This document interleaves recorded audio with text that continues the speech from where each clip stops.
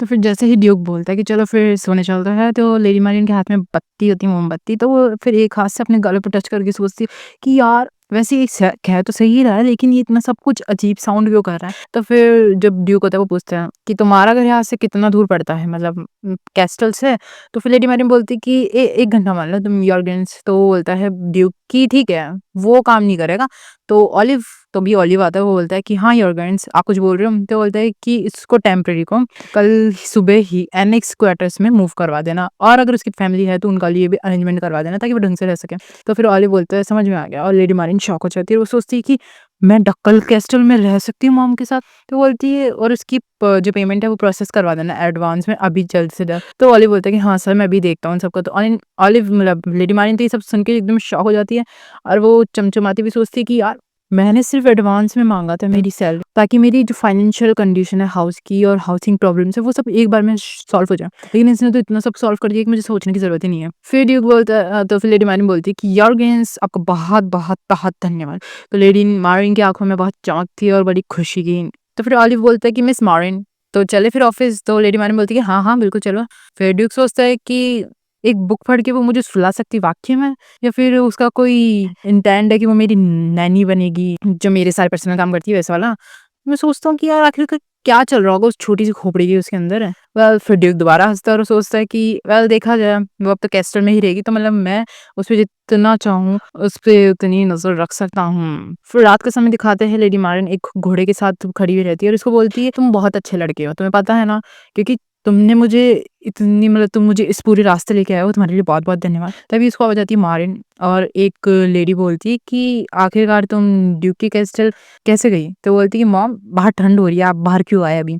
तो उसकी मॉम बोलती है कि मैं तो तुम्हारे बारे में चिंता थी, लेकिन अभी जो इंपॉर्टेंट है वो ये है, ये घोड़ा किसका पहले तो ये बताओ तुम। तो लेडी मारिन बोलती है कि एक्चुअली बहुत लेट हो रहा है, तो ड्यूक ने मुझे ये रेंट पे दिया था ताकि मैं राइड करके घर पे आ सकूँ आराम से। वो बोलती है कि मॉम हम यहाँ से शिफ्ट होने वाले हैं, हम मूव करने वाले हैं। तो ये लेडी मारिन बड़ी खुश होकर बोल रही थी, तभी इसकी मॉम पलट के बोलती है कि मूविंग अब कहाँ पे, नहीं तुम टेंशन मत लो, मैं एक अच्छी सी प्लेस ढूंढ लूंगी बेटा, ऐसे ऐसे थोड़े से इमोशन में। तो लेडी मारिन बड़ी ऐसे समझाती हूँ कि नहीं नहीं नहीं नहीं ऐसा कुछ भी नहीं है, आपको इन सब चीज़ों की टेंशन लेने की जरूरत नहीं। फिर वो उसके अपनी मॉम के हाथ पकड़ती है और बोलती है कि जो ड्यूक है उन्होंने एक्चुअली हमारे लिए सर्वेंट एनेक्स में हमारे रहने का बंदोबस्त करवा दिया, और उन्होंने कहा कि हम एक साथ रह सकते हैं टुगेदर, समझ रहे हो ना मॉम। तो उन्होंने ऐसे बोला कि वो कल हमारे लिए कैरेज भेजने वाले हैं, तो रेडी रहेंगे।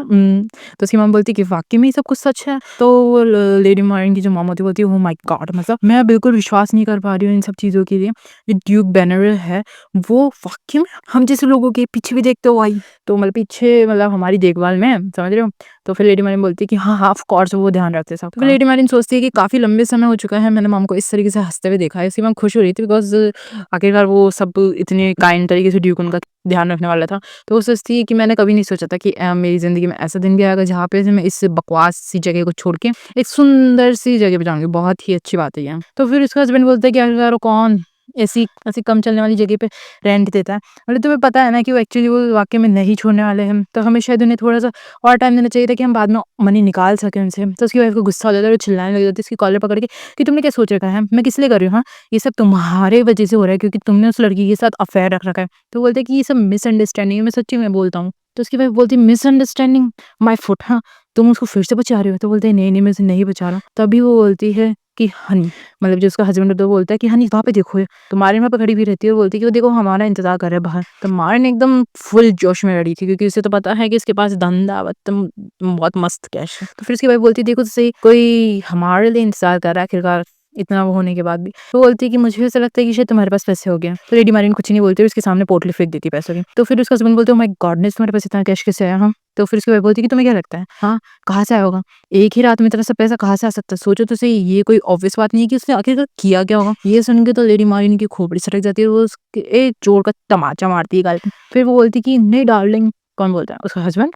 तो बोलते हैं कि तुम पागल हो, तुमने आखिर क्या कर रही हो? तुम्हारा दिमाग खराब है। तो फिर लेडी मारिन बोलती है तुम्हारी हिम्मत कैसे हुई? तुम्हारी हिम्मत कैसे हुई मेरी मम्मी पे हाथ उठाने की हाँ? तो उसका हस्बैंड बोलता है कि तुमने क्या कहा अभी? तो फिर वो उसके भी एक तमाचा मारती है, छट छट दोनों के चाटा मार देती है। तो वो बोलती है कि तुम्हें क्या लगता है सबसे बड़ी प्रॉब्लम तुम हो यहाँ पे? मुझे क्या लगता है कि मैं और वो भी तुम्हारी मिस्ट्रेस बनूंगी। तो फिर वो उसका हस्बैंड बोलता है लैंडलॉर्ड कि मैं तुम्हारे पे इतने आसान से रह रहा था क्योंकि तुम प्रीटी थी और इस तरीके से तुम मुझे रिपे कर रही हो हाँ? तो बोलते हैं वैसे भी तुम्हें क्या लगता है मुझे पता नहीं है?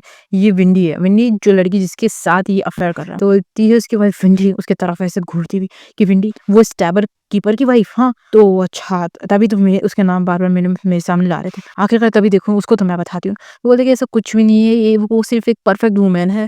विंडी तो उसके साथ तो मेरा कभी अफेयर बन ही नहीं सकता। तो बोलते परफेक्ट ओह! तो तुम्हें सब है परफेक्ट और प्रीटी लगते हैं मेरे सिवा वाह, वाह, वाह! बहुत बढ़िया। वो उसे वहीं पर उसके बाल पकड़ के धोने लग जाती है और बोलती है कि मेरे को छोड़ो मुझे दर्द है। तो उसका हस्बैंड बोलता है कि तुम ये सब तुम्हारा फ़ॉल्ट है और वो उसकी तरफ हाथ कर रहा होता है। तभी वो उसका हाथ को ही पकड़ लेता है। तो वो सोचता है कि क्या चल रहा है यहाँ पे? और ये आता है मिस्टर बटलर सीबेसन। तो बोलते हैं कि ओह! मुझे ऐसा लगता है कि मैं बिल्कुल सही समय पे आया हूँ। तो बोलती है बटलर सीबस? तो बोलता है कि आखिर अब ये कौन है? उसकी वाइफ बोलती है। तो फिर वो बोलते हैं कि मिस मारिन आपके लिए कैरेज आ चुका है और मैं आपको यहाँ पे लेने आया हूँ। तो मिस मारिन बोलती है कि उन्होंने कहा था कि वो कैरेज भिजवाने वाले, लेकिन मैंने एक्सपेक्ट नहीं करा था कि बटलर सीबस कि आप मुझे पर्सनली लेने आओगे इतनी सुबह-सुबह मॉर्निंग में।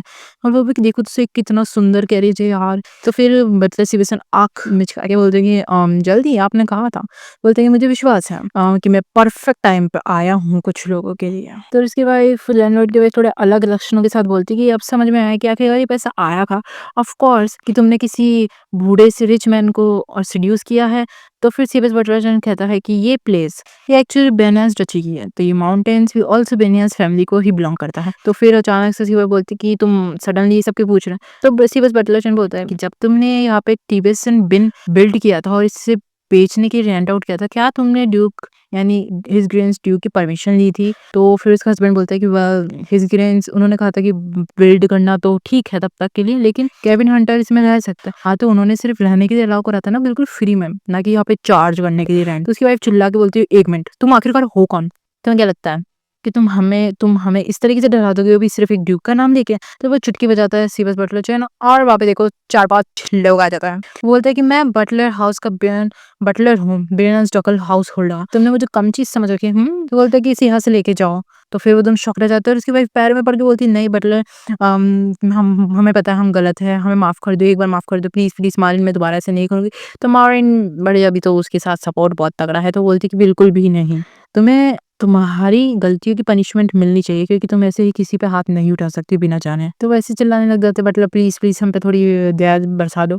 तो वो बोलते हैं कि अब आखिरकार तुम्हें पता ही है ये प्लेस अलाउ नहीं है रेंट चार्ज करने की। तो एकदम सी बात सुन के मारिन थोड़ी शॉक हो जाती है और वो बोलते कि शुरुआत से ही मुझे लग रहा था ऐसा। तो फिर बटलर बोलता है कि और आप तब भी उन्हें रेंट पे करती गई अब तक, क्योंकि ये मेरे अकॉर्डिंग ये रेंट बहुत ही सस्ता था बाकी जगहों से, तो मैंने कुछ प्लानिंग नहीं करी थी कि मैं उनके बारे में रिपोर्ट करूंगी। लेकिन अब मैं उन्हें फॉरगिव नहीं कर सकती क्योंकि उन्होंने मेरी मॉम पे हाथ उठाया था, तो ये बहुत हो चुका है उनके लिए। फिर दिखाता है कि बटलर बोलती है कि बटलर चलो मैं आपको अपनी मॉम से इंट्रोड्यूस करवाती हूँ। तो बोलती है उसकी मॉम बोलती है हेलो आई एम रोनेना, मैं मारिन की मदर हूँ। तो वो बड़ी ही रिस्पेक्टफुल वे में उन्हें इंट्रोड्यूस कराता है और बटलर बोलता है कि आपको भी बहुत बहुत ग्रीटिंग्स, मैं सिविस चैन हूँ बटलर डकल हाउस का। वो सोचता है मतलब सिविस की यार इसके जो तरीका है मुझे ग्रीट करने का वो भी थोड़ा अलग ही लग रहा है। वैसे तो मुझे कहा था हिज ग्रेन्स ने कि उन्हें नहीं पता कि मिस मारिन की लाई झूठ के बारे में, लेकिन अभी भी ऐसा लग रहा है कि शायद वो उन्हें अभी भी अपने पास रखना चाहते हैं और मुझे इन सब चीज़ों पे बहुत ही अटेंशन पे करना चाहिए। तो फिर बोलती है कि तुम्हें और लगेज जो है वो इनसाइड वो बाहर निकलवाने हैं क्या? तो बोलती नहीं नहीं बस यही है। तो बोलती मारिन बड़ी खुश होते हुए कि मदर चलो चलो अब कैरेज में बैठते हैं और मैं आपको पीछे पीछे घोड़े पे फॉलो करूंगी जैसे मैंने येस्टरडे बोरो किया था। तो फिर उसकी मदर बोलती है थोड़ी चिंतित में कि यार ठीक है ऑल राइट, लेकिन थोड़ा जल्दी जल्दी मत करना, आराम से आना। तो बटलर बोलता है कि हाँ मैंने इन्फॉर्म किया था कि वो जो हॉर्स है वो भी एडवांस में हम ले गए। तो बोलती है कि ठीक है तो फिर मैं आपको डकल कैस्टर में मिलता हूँ मिस मारिन। तो बोलती है कि हाँ हाँ बिल्कुल, लेकिन मेरी मॉम को बिल्कुल ढंग से ध्यान रखना। तो अब मारिन के अंदर जोश आ गया, वो सोचती है कि मैं कभी भी इस प्लेस पे दोबारा लौट के नहीं आऊंगी। वो उस जगह को देख रही होती है और ऐसा बोलती तब। फिर अब हम पहुंच जाते डकल हाउस में जहाँ पे ऑलिव बोलता है खुशी से कि वेलकम मिस मारिन, ये है आपका कमरा। और वो उसकी मॉम और वो दोनों शौक रह जाते हैं कि ये कमरा जहाँ पे इतना सुंदर। तो ऑलिव बोलता है कि वो कमरा है जहाँ पे बहुत ज्यादा सनलाइट आती है। तो उसकी मॉम और मिस मारिन दोनों खुशफुस आते हैं कि ये सर्वेंट क्वार्टर है ना वाकई में। तो मिस मारिन बोलती है कि मुझे भी ऐसा नहीं लगता है। और उधर ऑलिव खड़ा खड़ा मुस्कुरा रहा हो रहा है। तो फिर ऑलिव बोलता है कि ये पूरा एंटायर 3rd फ्लोर है जहाँ पे एक्सेंस और जो ये सब साफ कर दिया है सिर्फ आप दोनों के लिए। और ये कमरे अगर आपको पसंद नहीं आ रहा है तो आप दूसरा कमरा भी चूज़ कर सकते हो। तो मिस मार्टिन की मदर बोलती है कि नहीं, नहीं, बिल्कुल सही है, ऐसी कोई ज़रूरत नहीं है। अगर हम यहाँ पे कमरा यही यूज़ करने के लिए अलाउ है तो हम ऑफ कोर्स यही लेंगे। तो फिर मिस मार्टिन बोलती है हँसते हुए कि ठीक है, तो फिर मैं अपने कमरे में जा रही हूँ जो कि मेरी मॉम के जस्ट पास वाला है। तो बोलता है कि हाँ, हाँ, बिल्कुल ऐसा कर सकते हो। वो तभी आवाज़ आती है एक्सक्यूज़ मी। तो वो लड़की बोलती है जिसके लाल बाल होते हैं, बोलती है कि मैं यूरिया हूँ। एक्चुअली मैं आपका आज से आप दोनों को सर्विंग करूँगी। तो वो खाना-पीने का सामान लेके आई थी और इसे देख के तो मिस मार्टिन शॉक हो जाती है और उसकी मॉम उसे देख रही होती है और वो बोलती है कि आपने हमारे लिए हेल्पर भी असाइन करवा दिए। तो ऑलिव बड़ा खुश में बोलता है कि मिस मार्टिन, आपको पता है ना कि आपकी और आपकी मॉम की ध्यान रखने के लिए कोई पर्सन तो चाहिए होता है, जैसे कि आप काम पे बहुत फ़ोकस करती हो। तो बोलते हैं कि मिस मार्टिन बोलती है, "आपसे मिलके मुझे बहुत खुशी है, मैं मारिन हूँ और ये मेरी मदर है जिनका नाम रोएना है।" तो बोलती है कि मैं अपना बहुत ही बढ़िया करूँगी लेडी मारिन एंड लेडी रोएना। तो लेडी मारिन बोलती है कि हाँ, हाँ, बिल्कुल आपको बिल्कुल टेंशन लेने की ज़रूरत नहीं है और हाँ, मैं आपके साथ काम करने को लिए भी बहुत तैयार हूँ यूरिया। तो बोलती है कि हाँ, हाँ, मैं भी बहुत लेडी मारिन। वो बड़ी खुश हो जाती है, वो एकदम से शर्मा जाती है, बोलती है कि ओह! मुझे माफ़ करना, मैं थोड़ी ज़्यादा ही फॉर्मली इस तरीके से बोल दिया है मैंने। तो वो बोलती है कि ठीक है, मैं आपका फिर मील प्रिपेयर करती हूँ। तो बिल्कुल इतनी जल्दी-जल्दी एकदम घबराती भी कर रही थी, तो मिस मार्टिन बोलती है कि अरे तुम मुझे जैसे चाहो वैसे बुला लो यूरिया, कंफर्टेबल हूँ मैं सबके साथ। तो बोलती है कि एक बार जैसे आप खाना खा लो उसके बाद छोड़ देना, मैं साफ़ कर लूँगी। तो फिर बोलती है यूरिया कि अगर आपको कुछ और चाहिए होगा तो बस इस बेल को बता देना, जो कि आपके बेड के पास हर टाइम रहेगी और मैं आ जाऊँगी कभी भी। तो ऑलिव बोलता है ठीक है, तो फिर मैं भी चलता हूँ और धन्यवाद इन सब का, लेडी मार्टिन बोलती है। तो लेडी मार्टिन अपनी मॉम से बोलती है देखो ना कितनी अच्छी बात है। अब जल्दी-जल्दी इतना सब कुछ सुंदर दिख रहा है तो आप फटाफट खाना खाओ मॉम। तो वो बोलती कि हाँ, हाँ, ठीक है, तुम्हें भी बहुत ज़्यादा खाना पड़ेगा। फिर अचानक से लेडी मार्टिन की मॉम थोड़ी-सी दुःख में चल जाती हैं। फिर मिस मार्टिन बोलती है कि क्या हुआ मॉम? अब क्या हुआ? तो बोलती है कि कुछ भी नहीं, बस मेरे दिमाग में कुछ चीज़ आ रही है। मैं सोच रही हूँ कि हिज़ ग्रेन्स हमें इतना काइंडली ट्रीट क्यों कर रहे हैं? बस यही चीज़ मुझे परेशान कर रही है। क्योंकि उन्हें नहीं पता कि हम किस तरीके के इंसान हैं और मुझे ऐसा लगता है कि शायद मैं भूल गई हूँ कि वो किस तरीके के इंसान हैं। क्योंकि अगर उन्हें कभी पता चला है हम क्या झूठ बोल रहे हैं, तो मिस मार्टिन भी थोड़ी दुःख में चल जाती है, थोड़ी और ज़्यादा दुःख में चल जाती है। बोलती है कि मदर बिल्कुल सही बोल रही हैं कि जिस दिन अगर हमारा झूठ सबके सामने आ गया, मैं और मदर, तो हम तो बस इन सब जगह से निकल ही जाएँगे।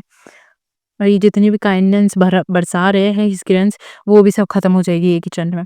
तो बोलती है कि चलो मदर, अब आप ज़्यादा टेंशन मत लें इन सब के बारे में, मैं सब कुछ बढ़िया करूँगी ताकि मैं हिस्ट्रियंस की बिल्कुल अच्छे से मदद कर सकूँ। और फिर वो बोलता है कि जो ड्यूक होता है वो मेड, उसने तुम्हें चाँटा मारा? हुँ। ये बात भी सुन के ड्यूक बड़ा खुश हो रहा था, स्माइल मार रहा था। तो बटलर सीबेस्टियन के तो तोते उड़ गए थे, वो सोचता है कि क्या ये अभी मुस्कुराया?